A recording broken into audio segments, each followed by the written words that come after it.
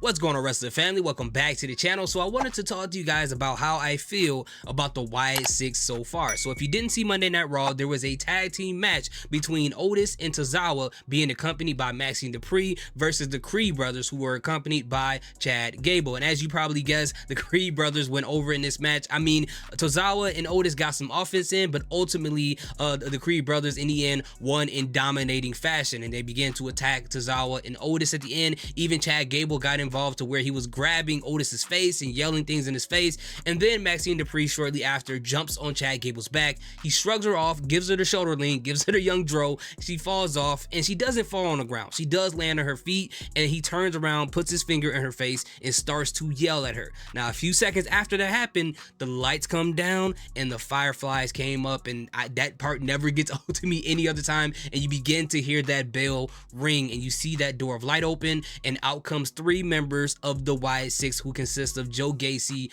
Dexter Lumis, and Eric Rowan. How did I almost forget it? Eric Rowan. And they proceed to walk down the ramp. They get up on the apron. They stand at the ringside. They get up on the apron. They stare at Chad Gable and the Creed brothers, who were backed into each other, trying to watch all corners of the ring.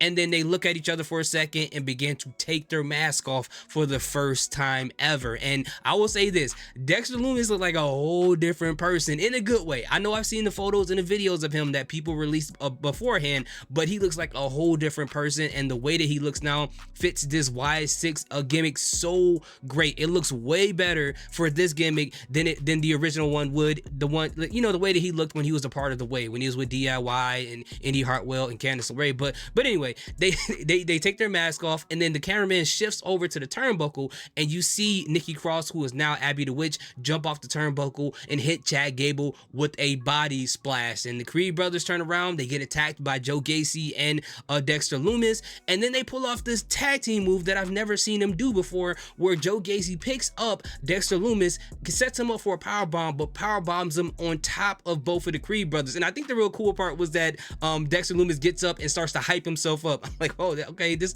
guy's having a lot of fun. And then you see Eric Rowan bounce off the turnbuckles, hit the Creed brothers with the move, and he gets up, and then he begins to hype himself off and up. And I'm like, wow, this is actually pretty good. And then Chad Gable walks down the ramp, tries to get away, and then in the door of light, out comes Uncle Howdy, and then you see Chad Gable boat to the right, trying to get out of there, which I don't blame him. If I see some like crazy stuff that I don't understand, if I feel like I'm in the devil's reject or whatever's going on here, I am bolting it to wherever way I can get away from this whole situation. So I say all that to say this.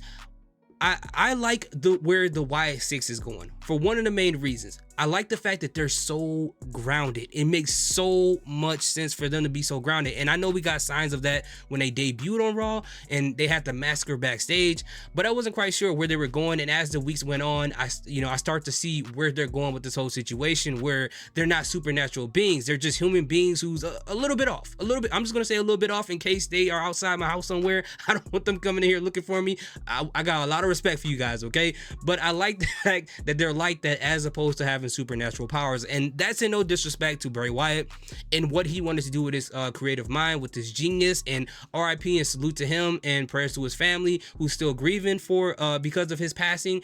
And I'm not saying that to disrespect him. You know, I really felt like what Bray Wyatt tried to do was super ambitious, super ahead of his time, very creative, very genius. But as I'm going along with everything that's going on, all the characters that he played, whether we're talking about The Fiend or whatever the case may be, all great things, but I just felt like it was just too big for the world of wrestling, or the world of pro wrestling, or I mean, too big for the world of wrestling as it were with WWE. I think it was just too big to mesh well with that world. I think, you know, what he tried to do, it was almost like trying to play soccer with the bowling ball. Would it work? Yeah. But is it a good idea?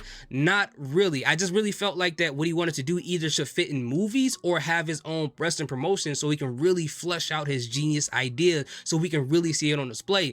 And you know, I really wish we would have gotten the opportunity to do that, but again, unfortunately, he did pass away, and this is still standing some respect. Now, for the Wyatt Sicks being so grounded, it's a lot more palatable in this world of pro wrestling that we have in WWE. It feels like it's more realistic for them to exist, and it's a lot easier for the casual fans to digest them existing in this world, as opposed to them being supernatural beings where it's hard to book them in a losing situation against people that we deem as mortals in WWE. So it makes more sense now because they're just, as I said before, people who are just a little bit off, and I love the fact that they're going in that direction. And every week it just feels like they're leading closer and closer to us figuring out why are they after Chad Gable. But the good thing is, as the weeks go by, with them giving these individual VHS tapes, we get to kind of get an idea of where these people come from, why are they a part of the Wyatt Sicks, what did they get saved from in order for them to be a part of the Wyatt Sicks, how it connects to the other clues that we've seen before. And I'm sure everybody's already thinking that, but I think that's just pretty cool to me. And for me, as a fan of horror films and as a fan of trying something different, this encompasses both sides of it, and I'm actually liking this a lot more than I feel like a lot of people do. I feel like there's people who like it, but I do see a lot of people talk about the fact that it's not that entertaining. But you know, to each their own at the end of the day. But for me, I'm liking it so far. What do you guys think about the Wyatt Sicks at this point? Do you like it? Do you dislike it? Do you like the fact that they took their mask off? Did that take away the mystique, or you thought it was a great idea? Let me know in the comment section. Thank you guys so much for watching. I appreciate that. Salute, peace, have a good day.